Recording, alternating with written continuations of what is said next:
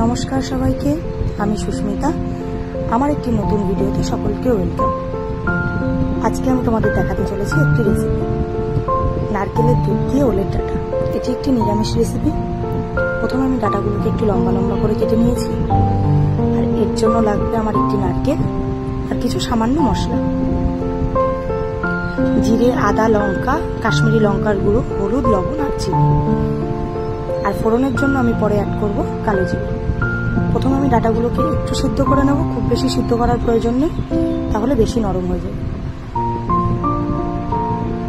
তারপর কড়াইটা ভালো করে গরম করে নিতে হবে। এর মধ্যে দিয়ে দেবো সরিষার তেল। তেলটা গরম হয়ে গেলে আমি এর মধ্যে কালো জিরে ফোড়ন দেব, দিয়ে সিদ্ধ করে রাখা ডাঁটাগুলোকে এর মধ্যে ছেড়ে দেব, দিয়ে ভেজে নিতে হবে ভালো করে। ভেজে আমি এর মধ্যে একে একে সমস্ত মশলাগুলো দিয়ে দেব।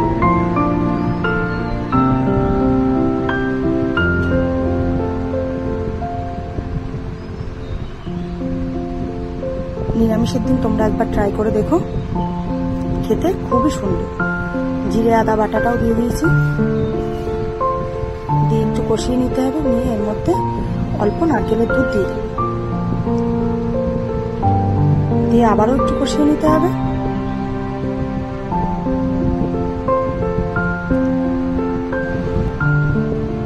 এরপর আমি বাদবাকি নারকেলের দুধটাও দিয়ে দিয়েছি। দিয়ে তোমরা দেখতেই পাচ্ছ সাইড থেকে তেল ছাড়া শুরু করেছে। রান্নাটা আমার কমপ্লিট। এরপর আমি একটি পাত্রে নামিয়ে নেব। তোমরা দেখো কেমন লাগছে দেখতে। তোমরাও একদিন ট্রাই করো, আর অবশ্যই আমাকে কমেন্ট করে জানিও।